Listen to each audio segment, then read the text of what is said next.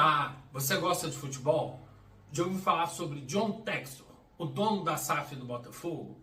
Um americano que vem da área de tecnologia e está colocando em dúvida a credibilidade do futebol brasileiro. Utilizando inteligência artificial, ele aponta possíveis fraudes de comportamento de atletas em jogos. Inclusive, hoje, dia 22 de julho de 2024, ele apontou possíveis fraudes de atletas do próprio clube, Botafogo, no Campeonato Brasileiro de 2023. São questões que passam a ser parte do jornalismo esportivo.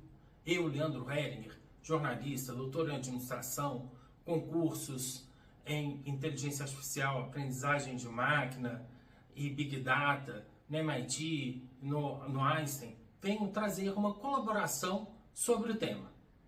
Bem, a primeira coisa é que as máquinas aprendem. As máquinas aprendem a reconhecer padrões. Para tanto, é preciso que seja incluído a maior quantidade de dados possível. Por exemplo, para saber se uma perna está quebrada ou não, são inseridas centenas, milhares de imagens de, por exemplo, raio-x de pernas quebradas e de pernas inteiras.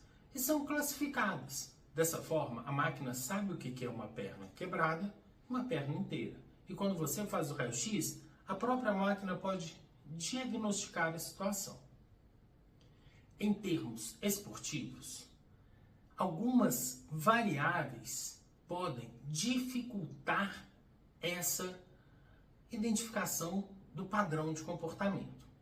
Vamos pegar, por exemplo, um zagueiro, um defensor que está mais propenso a levar cartões por impedir o ataque do time adversário.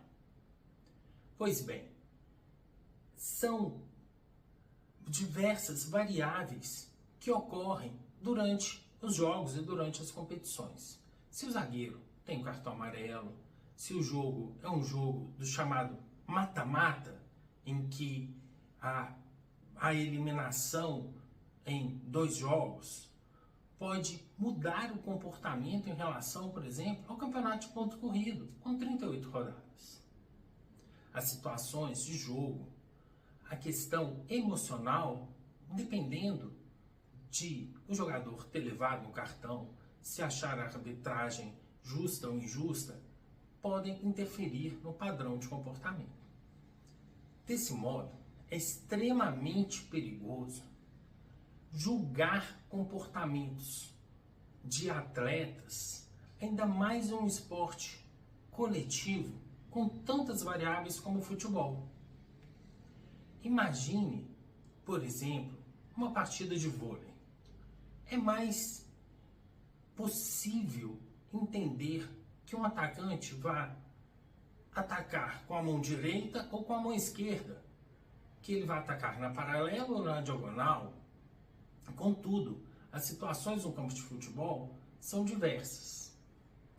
Para que houvesse uma real possibilidade de decisão, de análise de um atleta estar ou fazendo o corpo mole ou agindo de má fé, são necessários vários lances, centenas, milhares de lances de cada atleta. E é importante que esses lances tenham sido ocorridos em jogos similares. Por exemplo, em semifinais de campeonato, partidas em que definam um título, ou partidas em que não valham nada, porque o comportamento pode variar de acordo com a importância do jogo.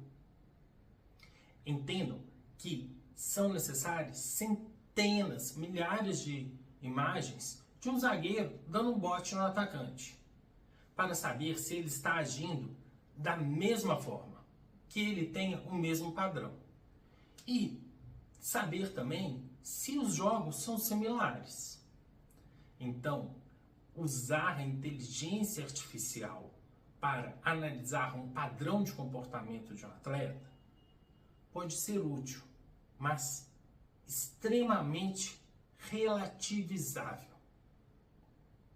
Como estava o atleta naquele momento daquele lance? Ele tinha cartão? Ele não tinha? O time estava ganhando? O time estava perdendo?